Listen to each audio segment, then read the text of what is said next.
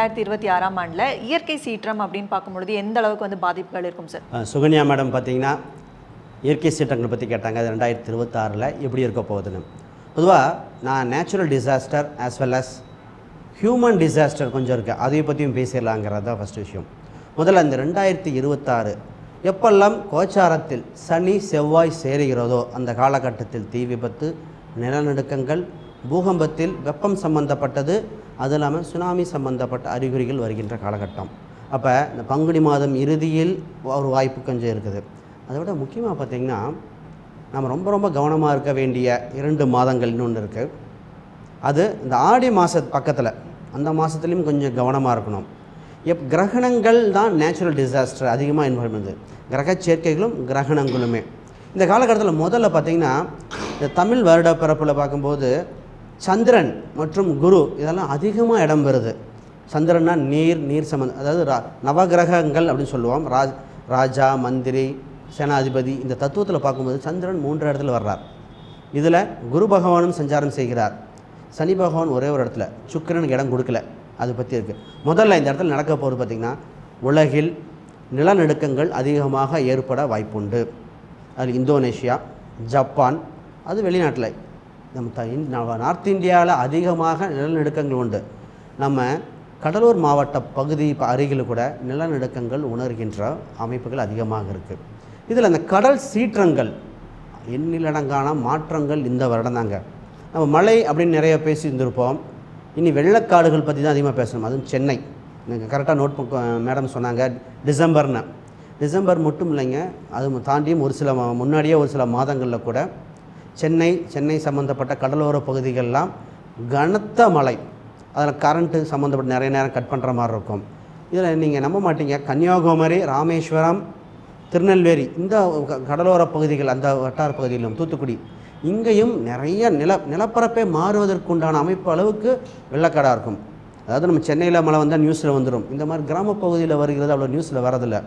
ஏன்னா கோச்சார கிரகங்கள் இப்போ இன்ஃப்ளூயன்ஸ் பண்ணுறது இந்த காலகட்டத்தில் தான் இருக்குது. எப்போவுமே சிம்மம் என்ற ஒரு வீடு பாதித்தால் பார்த்திங்கன்னா நம்ம திருநெல்வேலி, நெல்லை, இந்த வட்டாரங்கள் பார்க்கும். அங்கே தான் கேது பகவான் சஞ்சாரம் செய்து கொண்டிருக்கிறார். இது இந்த மாதிரி. இதை விடங்க தொற்று நோய், இதுதான் இந்த டிசாஸ்டரில் மிகப்பெரியது. தொற்று நோய் புதிய வைரஸ் சம்பந்தப்பட்டது இந்த உலகத்தில் பரவ வாய்ப்புகள் அதிகம். அது மட்டும் இல்லை, கண் சம்பந்தப்பட்ட ஒரு தொற்று நோய் அதிகமாக வாய்ப்பு. இந்த கோச்சார் அந்த ஆண்டு தமிழ் நியூ இயர்லாம் ஸ்டார்ட் பண்ணும்போது பார்த்திங்கன்னா சூரியன், சுக்கிரன் 2 ஒளிகிரகங்கள் ஒன்றாக சேர்ந்து ஆரம்பிக்குது. ரிஷப வீட்டில் தான் லக்னங்கள் தொடங்குது. இருந்தாலும் அப்போ அதோட 6ஆம் அதிபதி அவர் 12ஆம் வீட்டில் சஞ்சாரம் செய்கிறார். அப்போ நோய் தொற்று காலகட்டங்கள் அதிகமாக இருக்கிறது. இப்போ ஜப்பான் போன்ற பகுதிகள், இந்தோனேஷியாவில் சுனாமி அறிகுறி, நிலநடுக்கங்கள்.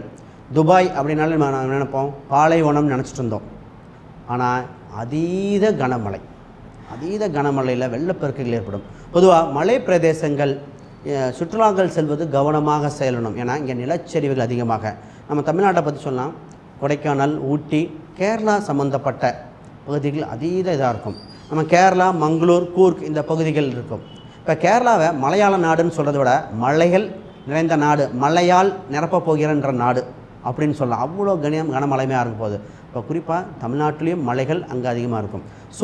புதிதாக சுரங்கங்கள் கண்டுபிடிக்கப்படுங்க.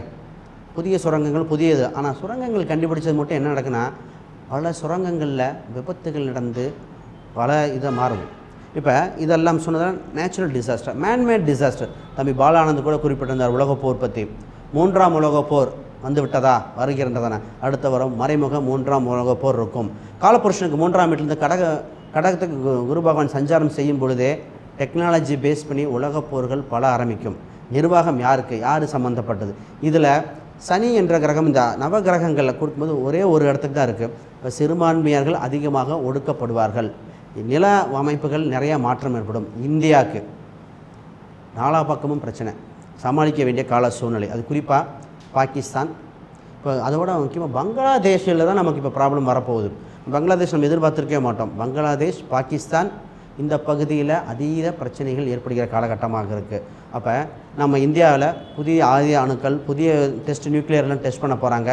அங்கே ஒன்று இங்கே ஒன்றும் தீ விபத்துகள், வெடி விபத்துகள் இந்த மாதிரி கேட்டுட்ருப்போம். பட் நமக்கு நல்ல விஷயம் இதில் என்னென்னா, நிறைய போர் விமானங்கள், போர் சம்மந்தப்பட்டதில் நம்ம தன்னிறைவாக தான் இருக்க போகிறோம். உலகளவு மாற்றங்கள் இருந்தாலும் இது இருக்குது. கோயில் சம்பந்தப்பட்ட ஒரு சில விஷயங்களில் நம்ம கொஞ்சம் கவனமாக இருக்கணும். ஏன்னா இந்த குரு பகவான் அதிசாரத்தில் கேதுவோட போய் இணைவார். இப்போ கோயில் சம்பந்தப்பட்டதில் நிறைய மாற்றங்கள் நடக்கும். அதில் ஒரு சின்ன சின்ன விபத்துகள் நடக்கிற மாதிரி கேள்விப்படுவோம். அப்போ இந்த டிசாஸ்டர் இதுதான் இந்த அமைப்பு. மேலும் துல்லியமான ஜோதிட தகவல்களுக்கு நம்ம ஆஸ்ட்ரோ தமிழா சேனலை ஃபாலோ பண்ணிக்கோங்க.